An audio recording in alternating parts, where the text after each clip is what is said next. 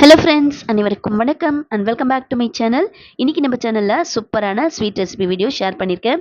வரப்போகிற தமிழ் புத்தாண்டு அன்னைக்கு குயிக் அண்ட் ஈஸியாக ஒரு 5 நிமிஷத்தில் டக்குன்னு ரெடி பண்ணக்கூடிய குலோப்ஜாம் ரெசிபி நான் எப்படி ரெடி பண்ணியிருக்கேன்னு சொல்லிட்டு பார்க்கலாமா? குலோப்ஜாம் ரெசிபி ரெடி பண்ணுறதுக்கு நாம் இப்போ மாவை ரெடி பண்ணிக்கலாம். நீங்கள் கடைகளில் எந்த குலோப்ஜாம் மாவுனாலும் வாங்கிக்கலாம். நான் ஜிஆர்பி மாவு தான் வாங்கியிருக்கேன். ஒன்று வாங்கினா ஒன்று ஃப்ரீ, அந்த பேக்கெட் தான் வாங்கியிருக்கேன்.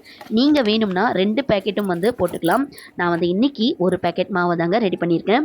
இப்போ பேக்கெட் மாவு ஒரு பிளேட்டில் கட் பண்ணி போட்டுக்கிட்டேன்.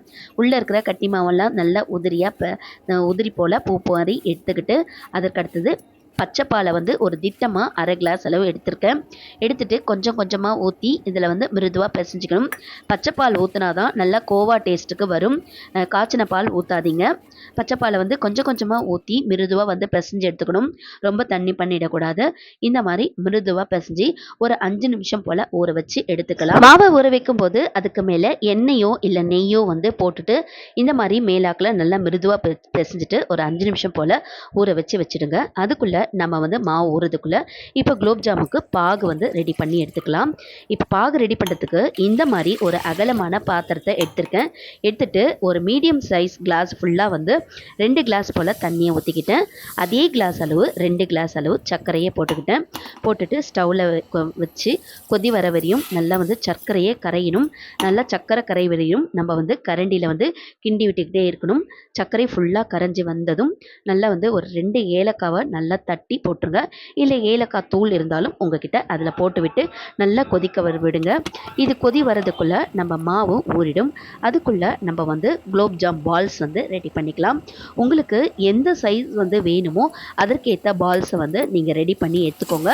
பால்ஸ் ரெடி பண்ணும்போது கையில் எண்ணெயோ இல்லை நெய்யோ நீங்கள் அதில் கையில் தடவிட்டு உருண்டைகளாக வெடிப்பு விரிசல் இல்லாமல் நீங்கள் பால்ஸ் போட்டுக்கணும். போட்டுட்டு இப்போ ரெடி பண்ணிக்கலாம். இப்போ சக்கரை பாகு நல்லா கொதி வந்துட்டுருக்கு. இந்த நேரத்தில் உங்களுக்கு கலர் பவுடர் வேணும்னா அதில் கலந்துக்கலாம். கலர் பவுடர் ஆப்ஷனல் தான். ஏன்னா கலர் பவுடர் சேர்த்திங்கன்னா நல்லா குலோப் ஜாமுன் நல்ல ஒரு மெரூனிஷ் கலரில் வரும்.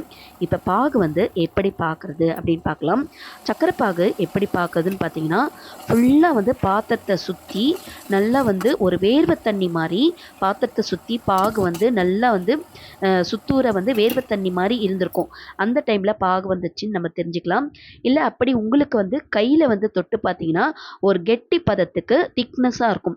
அந்த டைமில் பாகு வந்துடுச்சுன்னு சொல்லிட்டு நம்ம புரிஞ்சுக்கிட்டு அதை ஆஃப் பண்ணிடலாம். இப்போ பாகும் வந்தாச்சு. இப்போ பால்ஸை நம்ம ஃப்ரை பண்ணி எடுத்துக்கலாம். இப்போ உங்ககிட்ட நெய் அதிகமாக இருந்ததுன்னா நெய் மட்டுமே கலந்து நம்ம குலோப் ஜாமை ஃப்ரை பண்ணி எடுத்துக்கலாம்.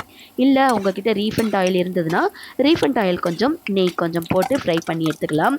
ஃப்ரை பண்ணும்போது நம்ம கவனிக்க வேண்டியது எண்ணெய் நல்லா சூடாக்கிட்ட உடனே நம்ம ஃபுல்லாக ஸ்டவ்வை டெட் ஸ்லோ பண்ணிடணும்.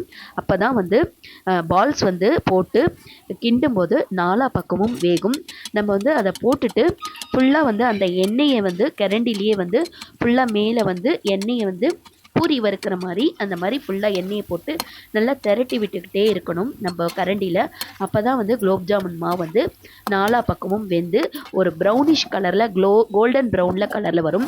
அந்த டைமில் நம்ம எடுத்து பிளேட்டில் வச்சுட்டு கொஞ்சம் நேரம் கழித்து நம்ம பாகு ரெடி ஆகிடுச்சு இல்லையா, அந்த பாகில் இதை போட்டுட்டு நம்ம ஒரு நைட் ஃபுல்லாக ஊற வச்சு எடுத்துட்டோம்னா மறுநாள் பார்த்தா சூப்பரான குலோப் ஜாமுன் நல்லா சூப்பராக ஊறி அழகாக ரெடி ஆகிடும்.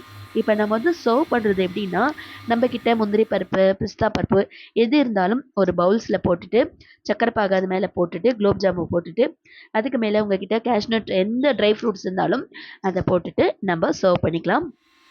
இப்படி சர்வ் பண்ணிங்கன்னா சூப்பரான குலோப் ஜாமுன் ரெடி ஆகிடுங்க.